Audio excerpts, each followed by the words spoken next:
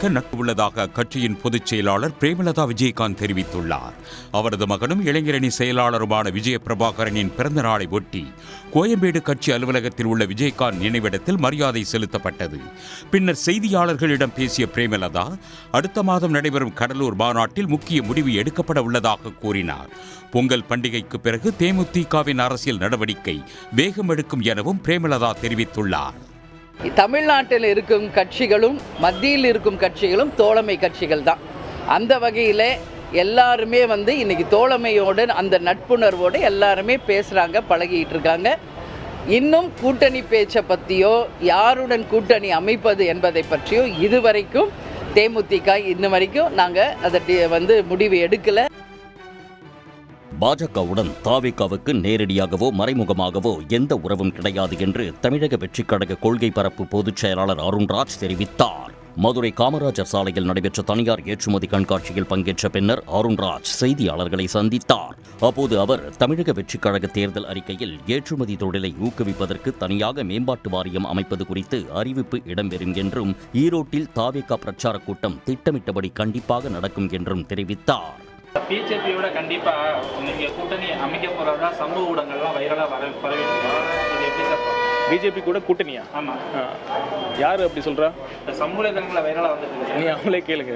எங்க நிலைப்பாடுல நாங்க ரொம்ப தெளிவா இருக்கோம். எங்க கொள்கை எதிரியோட எந்த காலத்திலும் கூட்டணியோ மறைமுகமான ஒரு அண்டர்ஸ்டாண்டிங்கோ எதுவுமே இருக்காது. அரசியல் கட்சிகளை சாதாரணமாக எடை போடக்கூடாது. தாவேகாவுடன் யார் எப்போது கூட்டணிக்கு வர வேண்டுமோ அப்போது வருவார்கள் என்றும் அருண்ராஜ் கூறினார். புதுச்சேரியில் ஏலச்சீட்டு மோசடி வழக்கு தொடர்பாக சிறையில் அடைக்கப்பட்ட தொழிலதிபர் வைரமணியை காவலில் எடுத்து சிபிசிஐடி போலீசார் விசாரித்தனர். முதலியார்பேட்டையில் வைரமணி உடற்பயிற்சி கூடம் மற்றும் ஏலச்சீட்டு நிறுவனம் நடத்தி வந்தார். இவரிடம் முருகன் என்பவர் கடந்த 2024ஆம் ஆண்டு அக்டோபர் முதல் சீட்டு பணம் கட்டி வந்துள்ளார். சீட்டு முடிவடைந்த பின்னரும் முருகன் கட்டிய 25 லட்சம் ரூபாய் பணத்தை வைரமணி திருப்பிக் கொடுக்கவில்லை. இதுகுறித்து முருகன் பல முறை கேட்டும் பணம் தருவதாக கூறி வைரமணி காலம் தாழ்த்தியுள்ளார். இந்த நிலையில் வைரமணி குறித்து போலீசாரிடம் முருகன் புகார் அளித்தார். தலைமறைவாக இருந்த வைரமணியை கடந்த மாதம் 27ஆம் தேதி கைது செய்தனர். அவரது உடற்பயிற்சி கூடத்தை சோதனை செய்து அங்கு கிடைத்த பல கோடி ரூபாய் மதிப்புள்ள ஆவணங்களையும் காரையும் பறிமுதல் செய்தனர். காப்பீட்டுத்துறை தனியார் நிறுவனங்களில் அந்நிய முதலீட்டை 100% உயர்த்தும் ஒன்றிய அரசின் முடிவை மார்க்சிஸ்ட் கம்யூனிஸ்ட் கட்சி கண்டித்துள்ளது. அக்கட்சியின் மாநில செயலாளர் பே. சண்முகம் இதுகுறித்து வெளியிட்டுள்ள அறிக்கையில், இந்திய காப்பீட்டுத்துறையை பன்னாட்டு மூலதனத்திற்கு முழுமையாக திறந்துவிட வேண்டும் என்பது அமெரிக்காவின் நீண்டகால நிர்பந்தம் என்று தெரிவித்துள்ளார். இதற்கு மோடி அரசு பணிந்திருப்பதன் வெளிப்பாடே ஒன்றிய அமைச்சரவையின் இந்த முடிவு என்று கூறியுள்ள சண்முகம், 1990களில் சுதேசி பேசியவர்கள் இன்றும் தேசியம் என்று எதற்கெடுத்தாலும் முழங்குபவர்கள் அந்நிய முதலீட்டிற்கு காட்டிய தாராளம் வெட்கக்கேடானது என்றும் குற்றம் சாட்டியுள்ளார். மேலும் காப்பீட்டுத் துறையில் அந்நிய முதலீட்டை உயர்த்தும் முடிவை ஒன்றிய அரசு கைவிட்டு எல்ஐசியையும் அரசு பொது காப்பீட்டு நிறுவனங்களையும் மேலும் வலுப்படுத்த வேண்டுமென அவர் தனது அறிக்கையில் வலியுறுத்தியுள்ளார். டெல்லியில் காற்றின் தரம் நாளுக்கு நாள் மோசமடைந்து வரும் நிலையில் டெல்லியை சுற்றியுள்ள 11 அனல் மின் நிலையங்களில் இருந்து நச்சுவாயுக்கள் வெளியேற்றத்தை ஒன்றிய மாசு கட்டுப்பாட்டு வாரியம் கண்காணிக்காதது அம்பலமாகியுள்ளது. டெல்லியில் இருந்து 300 கிலோமீட்டர் சுற்றளவில் செயல்பட்டு வரும் 11 அனல் மின் நிலையங்களில் இருந்து வெளியேற்றப்படும் நச்சுவாயுக்களின் அளவை கடந்த 10 ஆண்டுகளாக கண்காணிக்கவில்லை என தகவல் அறியும் உரிமை சட்டத்தின் கீழ் ஒன்றிய மாசு கட்டுப்பாட்டு வாரியம் அளித்த பதிவில் ஒப்புக்கொண்டுள்ளது. இந்த நிலையில் என்டிபிசி, தாத்ரி உள்ளிட்ட பெரிய அனல் மின் நிலையங்கள் துகள் மாசு, சல்பர் டை ஆக்சைடு உள்ளிட்ட நச்சுவாயுக்களை போதிய கண்காணிப்பு இல்லாமல் வெளியேற்றி வருவதாகவும், அதனால் டெல்லியில் காற்றின் தரம் நாளுக்கு நாள் மோசமடைந்து வருவதாகவும் குற்றச்சாட்டு எழுந்துள்ளது. டி.கே. சிவகுமார் கர்நாடகாவின் முதலமைச்சராக ஜனவரி 6ஆம் தேதி பதவியேற்பார் என காங்கிரஸ் சட்டப்பேரவை உறுப்பினர் ஏ. இக்பால் ஹுசைன் கூறியிருப்பது மீண்டும் அம்மாநில அரசியலில் பரபரப்பை கிளப்பியுள்ளது. கர்நாடக துணை முதலமைச்சர் டி.கே. சிவகுமார் முதலமைச்சராக பதவியேற்க வேண்டும் என அவரது ஆதரவாளர்கள் தொடர்ந்து வலியுறுத்தி வருகின்றனர். இந்த நிலையில் ஜனவரி 6 அல்லது 9 தேதிகளில் டி.கே. சிவகுமார் முதல்வராக பதவியேற்க வாய்ப்புள்ளதாக கர்நாடகத்தின் ராமநகரா சட்டப்பேரவை உறுப்பினர் ஏ. இக்பால் ஹுசைன் கூறியுள்ளார். இது மீண்டும் கர்நாடக காங்கிரஸில் சலசலப்பை ஏற்படுத்தியுள்ளது. அரசு நிலத்தை முறைகேடாக பத்திரப்பதிவு செய்த விவகாரத்தில் எந்த மறுப்பும் தெரிவிக்காமல் உதவிய அதிகாரிகளை பொறுப்பேற்க வேண்டும் என்று மகாராஷ்டிர துணை முதலமைச்சர் அஜித் பவார் கூறியுள்ளதால் புதிய சர்ச்சை வெடித்துள்ளது. புனே நகரின் மையப்பகுதியான முந்த்வாவில் உள்ள 1800 கோடி ரூபாய் மதிப்பிலான 40 ஏக்கர் அரசு நிலத்தை அஜித் பவாரின் மகன் பாரத் பவார் பங்குதாரராக உள்ள நிறுவனத்திற்கு 300 கோடிக்கு விற்றதாக புகார் எழுந்தது. பதிவாளர் அலுவலகம் கொடுத்த புகாரின் அடிப்படையில் சார் பதிவாளர் ஒருவரும் வட்டாட்சியர் ஒருவரும் கைது செய்யப்பட்ட நிலையில் முதல் தகவல் அறிக்கையில் அஜித் பவாரின் மகன் பெயர் இடம்பெறாதது சர்ச்சையை ஏற்படுத்தியது. இதுகுறித்து மும்பை உயர்நீதிமன்றம் எழுப்பிய கேள்விக்கு யாரையும் தமது அரசு பாதுகாக்காது என்று முதலமைச்சர் தேவேந்திர பட்னாவிஸ் உறுதியளித்திருந்தார். இந்த நிலையில் செய்தியாளர்களிடம் பேசிய அஜித் பவார் அரசு நிலத்தை ஏன் பதிவு செய்ய முடியாது என்று அதிகாரிகள் விளக்கம் கொடுத்திருக்க வேண்டும் என தெரிவித்தார். சுமார் 50 கோடி ரூபாய் செலவில் சோழவரம் ஏரியின் கரையை பலப்படுத்தும் பணிகள் தரமற்ற முறையில் நடந்துள்ளதாக குற்றச்சாட்டு எழுந்துள்ளது. சென்னைக்கு குடிநீர் வழங்குவதில் சோழவரம் ஏரி மிக முக்கிய பங்கு வகித்து வருகிறது. சோழவரம் ஏரிக்கரை சீரமைப்பு பணிகள் நடைபெற்றன. கான்கிரீட் சுவர் கட்டப்பட்டு சரிவில் கருங்கல் பாறைகள் பதிக்கப்பட்டு நீர்வளத்துறை அதிகாரிகள் வாகனங்கள் வந்து செல்ல வசதியாக கரையின் மேல் தார் சாலை அமைக்கப்பட்டது. அண்மையில் பெய்த மழையால் ஏரியின் கரைகளில் விரிசல் விழுந்த நிலையில் படிப்படியாக 100 மீட்டர் தூரத்திற்கு கரை உள்வாங்கியுள்ளது. கரை சேதமடைந்ததால் 50% நீர் மட்டுமே ஏரியில் உள்ளது. இந்த நிலையில் போர்க்கால அடிப்படையில் சீரமைப்பு நடவடிக்கைகள் எடுக்க வேண்டும் என சமூக ஆர்வலர்கள் கோரிக்கை விடுத்துள்ளனர். புதுசாக செய்கிறோன்னு சொல்லி ஒரு 10 கோடி 15 கோடின்னு எஸ்டிமேட்னு சொன்னாங்க. லாஸ்ட்டாக பார்த்தா 50 கோடி ரூபாய்க்கு செலவு பண்ணியிருக்காங்க. ஒரே ஒரு மழை இப்போ ஒரு ரீசெண்டாக பெய்த மழையில் ஒரு கரையை முதல்ல போட்டதே டேமேஜ்ன்ட்டு ஒரு ட்ரிப்பு நாம் வந்து பார்த்து சொல்லியிருந்தேன். இப்போ ஒரு 100 மீட்டர் பார்த்தீங்கன்னா ஒரு 3 அடி அளவுக்கு அப்படியே இறங்கி போச்சு. நடப்பாண்டின் ஐசிசி சிறந்த ஒருநாள் கிரிக்கெட் வீரர் விருதுக்கு இந்தியாவின் நட்சத்திர வீரர் விராட் கோலி பரிந்துரைக்கப்பட்டுள்ளார். ஐசிசி ஆண்டுதோறும் சிறந்த டெஸ்ட், ஒருநாள் மற்றும் 20 ஓவர் அணிகள் மற்றும் சிறந்த வீரர் வீராங்கனைகளை தேர்வு செய்து கௌரவித்து வருகிறது. அந்த வகையில் நடப்பாண்டிற்கான சிறந்த ஒருநாள் கிரிக்கெட் வீரர் விருதுக்கு 10 வீரர்களின் பெயர்கள் பரிந்துரைக்கப்பட்டுள்ளது. இதில் இந்தியாவிலிருந்து விராட் கோலியின் பெயர் மட்டுமே இடம்பெற்றுள்ளது. மேலும் தென்னாப்பிரிக்காவின் மேத்யூ பிரீட்ஸ்கே, இங்கிலாந்து வீரர் ஜோ ரூட், வெஸ்ட் இண்டீஸ் வீரர் ஷாய் ஹோப், நியூசிலாந்து வீரர் டாரிஸ் மிச்சல் உள்ளிட்டோரின் பெயர்கள் இடம்பெற்றுள்ளன. இதிலிருந்து விரைவில் சிறந்த ஒருநாள் கிரிக்கெட் வீரர் தேர்ந்தெடுக்கப்பட்டு அறிவிக்கப்பட உள்ளார். 2026 சட்டமன்ற தேர்தலுடன் உள்ளாட்சி தேர்தலையும் நடத்த வேண்டும் என தமிழ்நாடு ஊராட்சி செயலாளர்கள் சங்கம் வலியுறுத்தியுள்ளது. அந்த சங்கத்தின் மாநில செயற்குழு பொதுக்குழு கூட்டம் திண்டுக்கல் மதுரை சாலையில் உள்ள வெள்ளோடு பகுதியில் நடைபெற்றது. ஊராட்சி செயலாளர்களுக்கு பதிவுரை எழுத்தர்களுக்கு இணையான ஊதியம் உள்ளிட்ட சலுகைகளை வழங்க வேண்டும், 10 ஆண்டுகள் முதல் 30 ஆண்டுகள் பணிமுடித்த ஊராட்சி செயலாளர்களுக்கு தேர்வு நிலை, சிறப்பு நிலை, தேக்க நிலை ஊதியம் வழங்க வேண்டும் என்பது உள்ளிட்ட 21 தீர்மானங்கள் நிறைவேற்றப்பட்டன. பின்னர் பேட்டியளித்த ஊராட்சி செயலாளர்கள் சங்கத்தின் தலைவர் ஜான் போஸ்கோ பிரகாஷ் தங்களது கோரிக்கையை ஏற்று 2 சட்ட திருத்தங்கள் செய்த அரசுக்கு நன்றி தெரிவித்தார். மிக மிக முக்கியமாக உள்ளாட்சி தேர்தலை உடனடியாக தமிழ்நாடு அரசு சட்டமன்ற தேர்தலோடு இணைத்து நடத்த வேண்டும். இதை நாங்கள் முழுமையாக வலியுறுத்துகிறோம். இதையெல்லாம் தமிழ்நாடு அரசு உடனடியாக ஏற்று செய்ய வேண்டும் என இந்த பொதுக்குழு வாயிலாக நாங்கள் தமிழ்நாடு அரசை கேட்டுக்கொள்வோம். தூத்துக்குடி மாவட்டம் குலசேகரன்பட்டினத்தில் உள்ள சுதந்திர போராட்ட தியாகிகள் நினைவு ஸ்தூபியை பராமரிக்க வேண்டும் என அவர்களின் வாரிசுகள் கோரிக்கை விடுத்துள்ளனர். சுதந்திர போராட்ட வீரர்கள் 26 பேரின் தியாகத்தை போற்றும் வகையில் ஊரின் மையப்பகுதியில் நினைவு ஸ்தூபி அமைக்கப்பட்டது. தற்போது பராமரிப்பு இன்றி காணப்படுவதால் அங்கு நினைவு பூங்கா அமைத்து பராமரிக்க கோரிக்கை எழுந்துள்ளது. நல்ல முறையில் இந்த இடத்த பராமரித்து ஒரு பூங்கா மாதிரி வச்சு 4 பேர் வந்து பார்க்கக்கூடிய அளவுக்கு இந்த ஊரில் ஒரு சுற்றுலாத்தலம் மாதிரி இருக்காக போது இந்த சுற்றுலாத்தலத்துக்கு இதையும் ஒரு சுற்றுலாத்தலம் ஆக்கி இதையும் பேரும் புகழும் ஆக்குறதுக்கு தமிழ்நாடு அரசு ஒரு கவன ஈர்ப்பத்தை கொண்டாடணுங்கிறது. 1942ஆம் ஆண்டு ஆங்கிலேய அதிகாரி லோன்துரையின் அடக்குமுறைக்கு எதிராக அவர் அடித்து கொலை செய்யப்பட்டார். இதில் குலசேகரன்பட்டினத்தைச் சேர்ந்த 26 பேர் கைது செய்யப்பட்டு சிறையில் அடைக்கப்பட்டனர். அதிமுக தாவேகா கூட்டணி அமையுமா என்ற கேள்விக்கு கட்சியின் பொதுச் செயலாளர் எடப்பாடி பழனிசாமியிடம் கேட்டுக் கூறுவதாக முன்னாள் அமைச்சர் செல்லூர் ராஜு தெரிவித்துள்ளார். மதுரையில் செய்தியாளர்களிடம் பேசிய அவர், இன்றைக்கு யார் யாரோ மீது வெறி என்று கூறுகிறார்கள், ஆனால் உண்மையான பற்று வெறி எம்ஜிஆர் மீதுதான் மக்களுக்கு இருந்தது என்றார். அதிமுக தாவேகா கூட்டணி அமையுமா என்ற கேள்விக்கு செல்லூர் ராஜு பதிலளித்துள்ளார். அதிமுக பொதுக்குழுல விஜயை பற்றி பெருசா விமர்சனம் எதுவும் பேசல. விஜய் புதுச்சேரியிலையும் உங்களை பற்றி எதுவுமே பேசுகிறா, அப்போ ஒரு எலெக்ஷன் அந்த ஃபீலிங் போயிட்டு இருக்கா, கூட்டணி அமையறதுல வாய்ப்புன்னு இருக்கா? நான் கேட்டு சொல்கிறேன் பொதுச் செயலாளர்கிட்ட, ஏன்னா எனக்கு தெரியல. தம்பி சொல்கிற புது கான்செப்டாக இருக்குது. பொதுச் செயலாளர்கிட்ட கேட்டு தான் சொல்லணும், பொதுச் செயலாளர்கிட்ட தான் பேசணும். ஓபிஎஸ் டிடிவி தினகரன் அதிமுகவில் மீண்டும் இணைவார்களா என்ற கேள்விக்கு அது குறித்து கட்சி தலைமைதான் முடிவு செய்யும் என்று செல்லூர் ராஜு பதிலளித்துள்ளார். கல்லூரி மாணவர்களுக்கு டிசம்பர் இறுதி அல்லது ஜனவரி முதல் வாரத்தில் மடிக்கணினி வழங்கப்படும் என பள்ளிக்கல்வித்துறை அமைச்சர் அன்பில் மகேஷ் பொய்யாமொழி தெரிவித்துள்ளார்.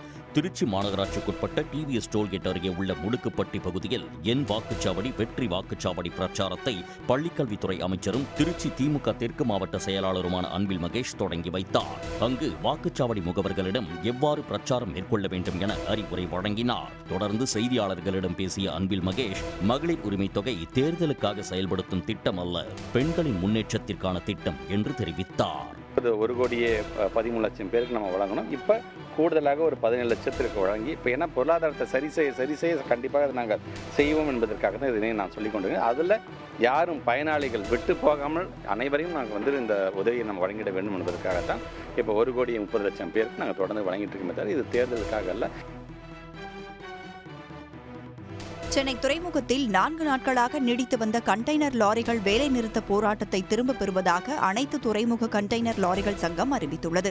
லாரிகளுக்கு எஃப்சி கட்டண உயர்வை திரும்பப் பெற வேண்டும், டீசல் விலையை ஜிஎஸ்டிக்குள் கொண்டுவர வேண்டும் உள்ளிட்ட 9 அம்ச கோரிக்கைகளை வலியுறுத்தி கடந்த 9ஆம் தேதி முதல் சென்னை துறைமுகங்களில் கண்டெய்னர் லாரிகளை இயக்காமல் வேலை நிறுத்தத்தில் ஈடுபட்டனர். 95% கண்டெய்னர் லாரிகள் இயங்காததால் இறக்குமதி ஏற்றுமதி வெகுவாக பாதிக்கப்பட்டது. இந்த நிலையில் எஃப்சி கட்டண உயர்வுக்கு எதிராக வழக்கு தொடரப்பட்டு நீதிமன்றத்தில் நிலுவையில் இருப்பதால் லாரிகள் வேலைநிறுத்த போராட்டத்தை தற்காலிகமாக கைவிடுவதாக அனைத்து துறைமுக கண்டெய்னர் லாரிகள் சங்கம் அறிவித்துள்ளது. இருப்பினும் கட்டண உயர்வை நிரந்தரமாக கைவிடும் வரை போராட்டம் தொடரும் என்றும் அந்த சங்கம் கூறியுள்ளது. இளைஞர்களுக்கு நிறைய வேலைவாய்ப்புகளை உருவாக்கும் திராவிட மாடல் ஆட்சி புதுச்சேரியிலும் அமையும் என்று தமிழ்நாடு தொழில்துறை அமைச்சர் டி.ஆர்.பி. ராஜா தெரிவித்துள்ளார். புதுச்சேரி திமுக சார்பில் பாக முகவர்கள் பயிற்சி கூட்டம் கம்பன் கலையரங்கில் நடைபெற்றது. புதுச்சேரி திமுக அமைப்பாளரும் எதிர்க்கட்சித் தலைவருமான சிவா தலைமையில் நடைபெற்ற கூட்டத்தை ஜெகத் ரட்சகன் எம்பி தொடங்கி வைத்தார்.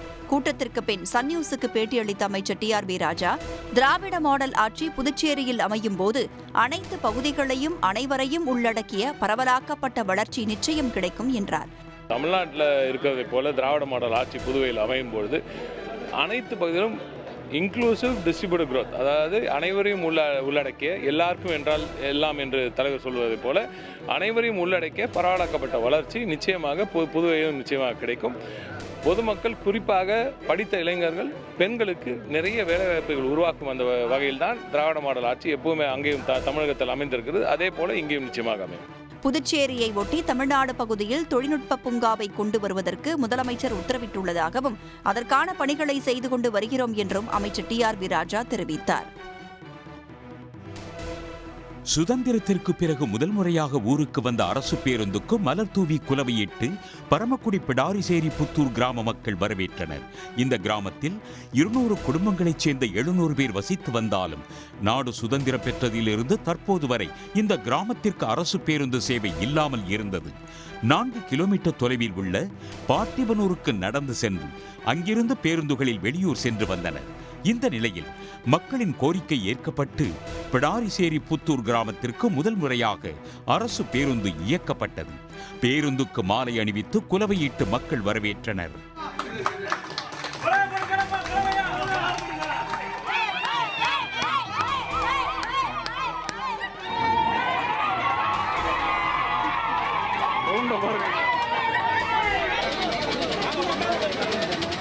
நாங்கள் பஸ் இல்லாமல் 25 வருஷமாக ரொம்ப கஷ்டப்பட்டோம்.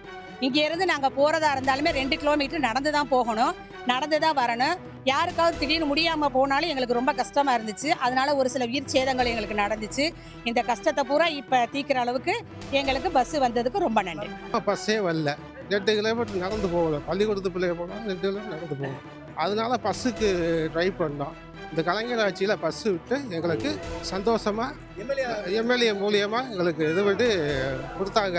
அரசு பேருந்தில் ஏறி சட்டமன்ற உறுப்பினர் முருகேசன் சிறிது தூரம் பயணம் செய்தார். முட்டை ஒன்றின் பண்ணை கொள்முதல் விலை மேலும் 5 காசுகள் உயர்த்தப்பட்டு ₹6.20 விலை நிர்ணயம் செய்யப்பட்டுள்ளதாக நாமக்கல் மண்டல தேசிய முட்டை ஒருங்கிணைப்பு குழு அறிவித்துள்ளது. முட்டையின் பண்ணை கொள்முதல் விலை ₹6.20 என்பது 55 ஆண்டு கால தமிழ்நாடு கோழிப்பண்ணை வரலாற்றில் இதுவே முதல் முறையாகும். முட்டையின் நுகர்வும் விற்பனையும் அதிகரித்துள்ள நிலையில் கடந்த 2 நாட்களில் முட்டை விலை 10 காசுகள் உயர்ந்துள்ளது. பிற மண்டலங்களிலும் முட்டை விலை உயர்ந்து வருவதோடு கோழி தீவன மூலப்பொருட்கள் விலையும் உயர்ந்துள்ளது. குளிர்காலம் தொடங்கிய உடனே முட்டை விலை உயர்வது வாடிக்கையான ஒன்று என கூறும் பண்ணையாளர்கள் இனிவரும் நாட்களிலும் முட்டை விலை மேலும் உயர வாய்ப்புள்ளது என்றும் தெரிவிக்கின்றனர். வலசை பறவைகளைப் போல தேர்தல் சீசனுக்கு தமிழ்நாட்டுக்கு வந்து செல்பவர்கள்தான் பிரதமர் மோடியும் உள்துறை அமைச்சர் அமித்ஷாவும் என்று சிவகங்கை MP கார்த்தி சிதம்பரம் விமர்சித்துள்ளார்.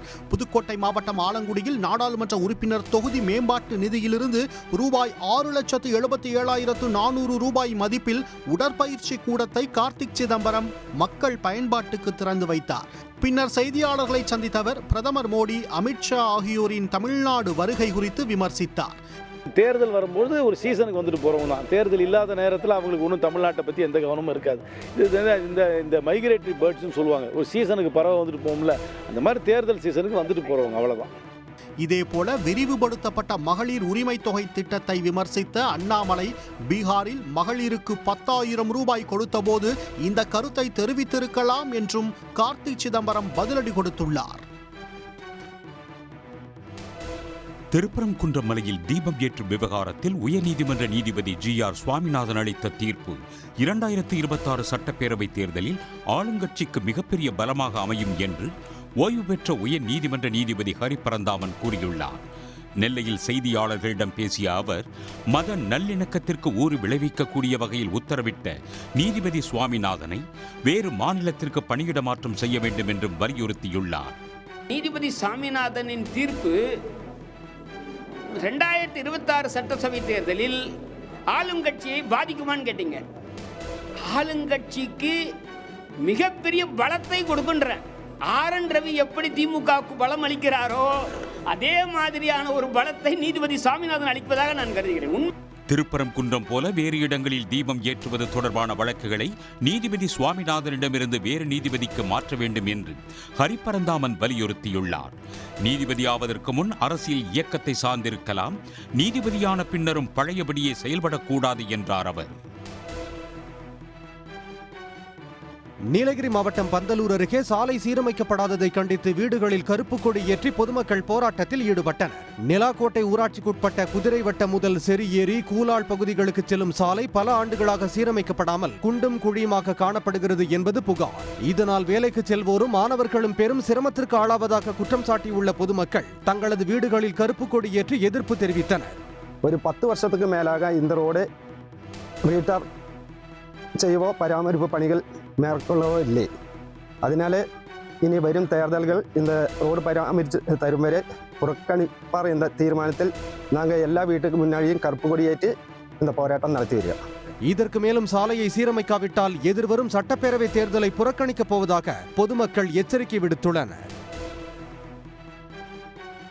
விழுப்புரம் மாவட்டம் திண்டிவனத்தில் 27 கோடியே 60 லட்சம் ரூபாய் செலவில் கட்டி முடிக்கப்பட்ட புதிய பேருந்து நிலையத்தை விரைவாக திறக்க வேண்டுமென கோரிக்கை எழுந்துள்ளது.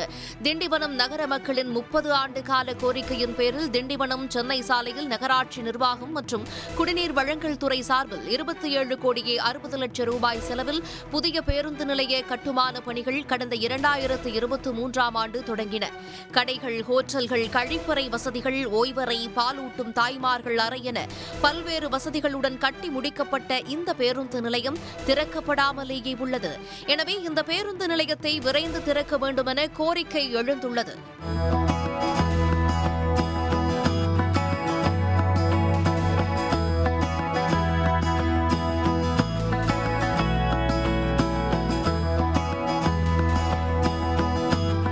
தமிழக முதல்வர் திண்டிவனம் வருகை தந்தபோது பொதுமக்கள் அனைவரும் கோரிக்கை வைத்ததன் அடிப்படையில் 26 கோடி ரூபாய் ஒதுக்கி திண்டிவனத்தில் புதிய பேருந்து நிலையம் கட்டப்பட்டு நீண்ட நெடுங்காலமாக திறக்கப்படாமல் இருக்கிறது. இந்த பேருந்து நிலையம் திறந்தால் பொதுமக்களுக்கு பயன்பாட்டிற்கு வரும் மக்களுக்கு பெரும் சந்தோஷத்தை கொடுக்கும். இதனிடையே விரைவில் முதலமைச்சர் இப்பேருந்து நிலையத்தை திறந்து வைக்க இருப்பதாக திண்டிவனம் நகராட்சி நிர்வாகம் தெரிவித்துள்ளது. தமிழ்நாட்டில் தேர்தல் தேதியை முன்கூட்டியே அறிவிக்க வாய்ப்புள்ளதாக திமுக அமைப்புச் செயலாளர் RS பாரதி தெரிவித்துள்ளார். திருச்சி மாவட்டம் மணப்பாறையில் துணை முதலமைச்சர் உதயநிதி பிறந்தநாள் விழா கூட்டம் நடைபெற்றது. இதில் அமைச்சர் அன்பில் மகேஷ் உள்ளிட்டோர் பங்கேற்றனர். கூட்டத்தில் பேசிய RS பாரதி, திமுக ஆட்சியில் தமிழ்நாட்டின் வளர்ச்சியை பொறுத்துக் கொள்ள முடியாமல் எடப்பாடி பழனிசாமி பேசுவதாக விமர்சித்தார்.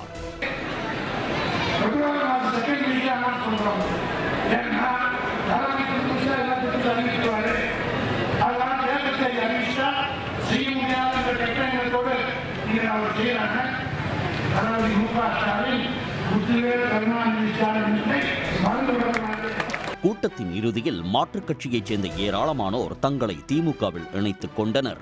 விவசாயிகள் உள்பட பலருக்கும் அப்போது நலத்திட்ட உதவிகள் வழங்கப்பட்டன. ஆளுநர் பதவி முற்றிலுமாக ஒழிக்கப்பட வேண்டும் என்றும் ஆளுநர் பதவி தேவையில்லாத ஆணி எனவும் தமிழக வாழ்வுரிமை கட்சித் தலைவர் வேல்முருகன் விமர்சித்துள்ளார். சென்னை சைதாப்பேட்டையில் தமிழக மக்கள் முன்னணி சார்பில் ஆளுநர் பதவி ஒழிப்பு தொடர் முழக்க போராட்டம் நடைபெற்றது. இப்போராட்டத்தில் பங்கேற்ற பின் செய்தியாளர்களிடம் பேசிய வேல்முருகன், RSS சித்தாந்தம் கொண்டவர்களை பல்கலைக்கழக துணைவேந்தர்களாக ஆளுநர்கள் நியமிக்கின்றனர் என்று குற்றம் சாட்டினார். மிக சர்வதிகார தன்மையோடு நடந்து கொள்கின்ற இந்த ஆளுநர் பதவி என்பது முற்றுமுதலுமாக ஒழிக்கப்பட வேண்டும். தேவையில்லாத ஒரு ஆணிதான் இந்த ஆளுநர் என்கிற இந்த பதவி. இது முற்றுமுதலுமாக ஒழிக்கப்பட வேண்டும் என்பதற்காகத்தான். முன்னதாக ஆளுநர் பதவியை கண்டித்து அரசியல் கட்சித் தலைவர்கள் கண்டன கோஷங்களை எழுப்பினர். தமிழ்நாட்டில் பணபலம் மற்றும் அதிகார பலத்தை வைத்து பல தில்லுமுல்லுகளை செய்யலாம் என்று பாஜக நினைப்பதாக இந்திய கம்யூனிஸ்ட் கட்சியின் தேசிய பொதுச் செயலாளர் T. ராஜா குற்றம் சாட்டியுள்ளார். வேலூர் மாவட்டம் குடியாத்தத்தில் சிறப்பு மருத்துவ முகாம் நடைபெற்றது. இந்நிகழ்ச்சியில் கலந்து கொண்ட பின் செய்தியாளர்களிடம் பேசிய T. ராஜா, மதத்தின் பெயரால் யார் அரசியல் செய்தாலும் அவர்களுக்கு வரும் சட்டமன்ற தேர்தலில் தக்க பாடம் புகட்ட வேண்டும் என்று கூறினார். பாரதிய ஜனதா கட்சி தன்னுடைய அதிகாரத்தை, தன்னுடைய பணபலத்தை வைத்து என்னென்னவோ செய்யலாம், தில்லுமுல்லுகளை செய்யலாம் தமிழ்நாட்டு அரசியலில் என்று முயற்சிக்கிறது. அந்த முயற்சிகள் எல்லாம் முறியடிக்கப்படும். திமுகவின் வடக்கு மண்டல இளைஞரணி நிர்வாகிகள் சந்திப்பு நிகழ்ச்சியில் பங்கேற்க திருவண்ணாமலை சென்ற துணை முதலமைச்சரும் இளைஞரணி செயலாளருமான உதயநிதி ஸ்டாலினுக்கு உற்சாக வரவேற்பு அளிக்கப்பட்டது. மாவட்ட எல்லையில் மேள தாளம் முழங்க பட்டாசு வெடித்து வரவேற்றனர்.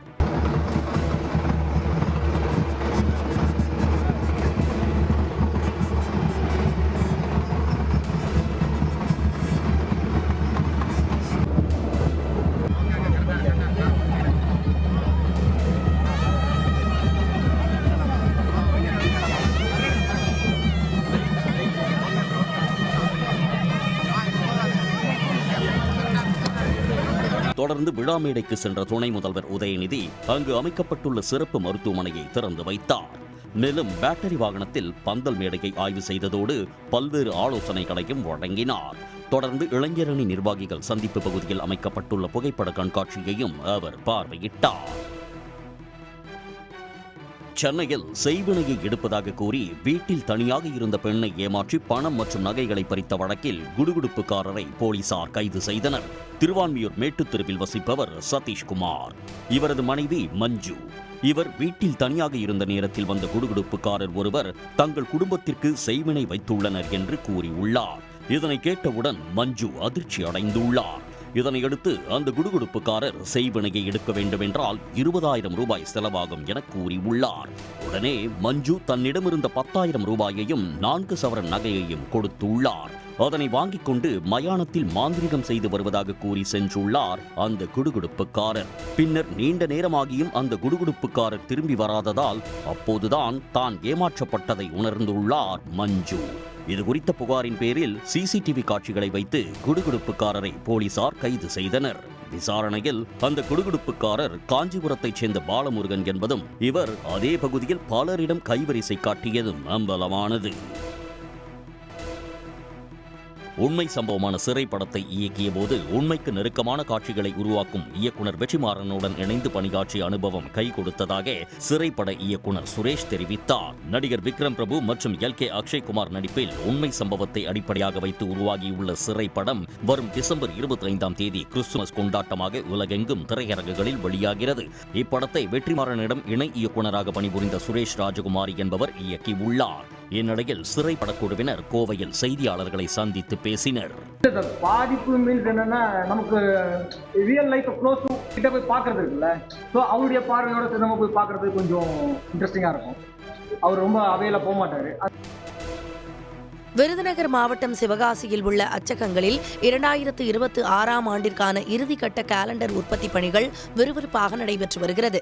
சிவகாசியில் உள்ள 150க்கும் அதிகமான அச்சகங்களில் நோட்டு புத்தகங்கள், டைரிகள், காலண்டர்கள் ஆகியவை தயாரிக்கப்படுகின்றன. இதில் 50க்கும் அதிகமான அச்சகங்கள் பிரத்யேகமாக காலண்டர் தயாரிப்பில் மட்டும் ஈடுபட்டுள்ளன. குறிப்பாக அடுத்த ஆண்டு வரவுள்ள சட்டமன்ற தேர்தலை முன்னிட்டு காலண்டர் உற்பத்தி அதிகரிக்கும் என்று உற்பத்தியாளர்கள் கூறியுள்ளனர். 75-80% ஆர்டர் வந்துடும். அதே அளவுக்கு இந்த வருஷமும் நெருக்கி வந்துருச்சு. இன்னும் உள்ள மீதி 20% ஆர்டர் இந்த வருஷ முடிவு, இந்த மாதம் கடைசிக்குள்ளேயே வந்துடும் அப்படிங்கிற ஒரு நம்பிக்கை இருக்குது. இந்த நிலையில் கையடக்க அளவிலான காலண்டரின் தொடக்க விலை 15 ரூபாயிலிருந்து பெரிய வடிவிலான காலண்டர்கள் 5000 வரை விற்பனை செய்யப்படுகிறது. காகிதத்திற்கான GST வரியை சீராக விதிக்கும் பட்சத்தில் அச்சக தொழில் சிறப்பாக நடைபெறும் என்று உற்பத்தியாளர்கள் நம்பிக்கை தெரிவித்துள்ளனர். வேலூர் மாவட்டம் விரிஞ்சிபுரம் மார்கபந்தீஸ்வரர் கோயிலில் கார்த்திகை மாத கடை ஞாயிறு திருவிழா கோலாகலமாக நடைபெற்றது. ஒவ்வொரு ஆண்டும் கார்த்திகை மாதம் கடைசி ஞாயிறு அன்று இக்கோவிலில் உள்ள சூரியகுளம், பிரம்மகுளம் மற்றும் சிம்மகுளம் உள்ளிட்ட தீர்த்தங்களில் நள்ளிரவில் நீராடி கோயில் வளாகத்திலேயே உறங்கினால் வேண்டுதல் நிறைவேறும் என்பது பக்தர்களின் நம்பிக்கையாகும். இந்த நிலையில் நள்ளிரவு 12 மணிக்கு சிறப்பு பூஜைகள் செய்து சிம்மகுளம் திறக்கப்பட்டது. இதைத் தொடர்ந்து தமிழ்நாட்டின் பல்வேறு இடங்களில் இருந்தும் வந்திருந்த ஆயிரக்கணக்கான பக்தர்கள் கடும் குளிரையும் பொருட்படுத்தாமல் சிம்மகுளத்தில் புனித நீராடி சிறப்பு வழிபாடு செய்தனர். மேலும் அவர்கள் கோயில் வளாகத்தில் ஈர உடையுடன் படுத்து உறங்கி தங்கள் வேண்டுதலை நிறைவேற்றினர்.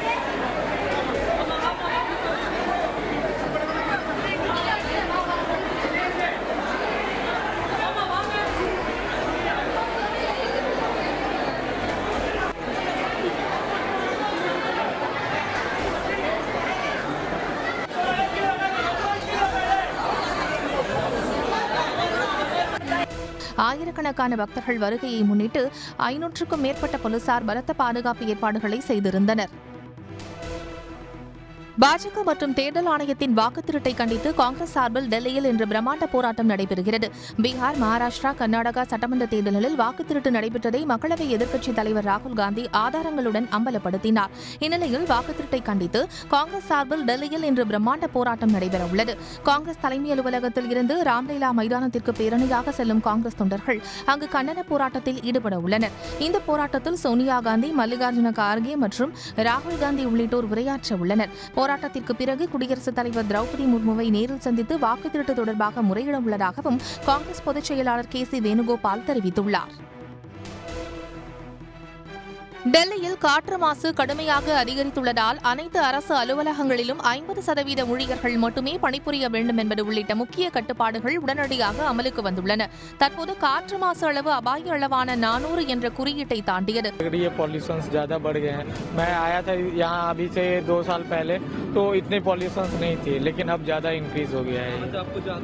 டெல்லியில் காற்றின் தரம் மோசமானதை அடுத்து சுற்றுச்சூழலை சமன்படுத்தும் விதமாக அவசர கால GRAP 4ஆம் நிலை கட்டுப்பாடுகளை ஒன்றிய அரசின் காற்று தர மேலாண்மை ஆணையம் அவசரமாக அமல்படுத்தியுள்ளது. இதன்படி அரசு அலுவலகங்களில் 50% ஊழியர்கள் மட்டுமே பணிபுரிய வேண்டும் என்றும் மற்ற ஊழியர்கள் வீட்டில் இருந்து பணிபுரியவும் உத்தரவிடப்பட்டுள்ளது. டெல்லி மற்றும் புறநகர் பகுதிகளான குருகிராம், ஃபரிதாபாத், காசியாபாத் மாவட்டங்களில் கட்டுமானம், கட்டட புனரமைப்பு மற்றும் இடிப்பு நடவடிக்கைகளுக்கு தடை விதிக்கப்பட்டுள்ளது. பள்ளிகளில் 5ஆம் வகுப்பு வரை பயிலும் மாணவர்களுக்கு ஆன்லைன் மற்றும் ஆஃப்லைன் கலந்த ஹைபிரிட் முறையில் பாடம் நடத்த அறிவுறுத்தப்பட்டு வருகிறது. இந்தியா தென்னாப்பிரிக்கா அணிகளுக்கு இடையேயான 3வது T20 கிரிக்கெட் போட்டி ஹிமாச்சல பிரதேசத்தின் தர்மசாலாவில் இன்று நடைபெறுகிறது. மொத்தம் 5 போட்டிகள் கொண்ட தொடரின் முதல் ஆட்டத்தில் இந்திய அணியும் 2வது ஆட்டத்தில் தென்னாப்பிரிக்க அணியும் வெற்றி பெற்றதால் தொடர் 1-1 என சமநிலையில் உள்ளது. இந்நிலையில் 3வது போட்டி தர்மசாலாவில் இன்று இரவு 7 மணிக்கு தொடங்குகிறது. இதற்காக இரு அணி வீரர்களும் அங்கு முகாமிட்டு பயிற்சி மேற்கொண்டு வருகின்றனர். கேப்டன் சூரியகுமார், துணை கேப்டன் சுப்மன் கில் இருவரும் இருவரும் ரன் சேர்க்க தடுமாறி வருவது இந்திய அணிக்கு பின்னடைவை ஏற்படுத்தியுள்ளது. குளிர் பனியின் தாக்கத்தால் இரண்டாவது T20 போட்டியில் வேகப்பந்து வீச்சாளர்கள் பும்ரா, ஹர்ஷ்தீப் சிங் ஆகியோர் ஒரு விக்கெட்டை கூட வீழ்த்த முடியவில்லை. எனவே சரிவிலிருந்து மீண்டு இந்திய வீரர்கள் பதிலடி கொடுக்க முனைப்பு காட்டுவார்கள் என்பதால் இந்த போட்டி ரசிகர்களிடையே பெரும் எதிர்பார்ப்பை ஏற்படுத்தியுள்ளது.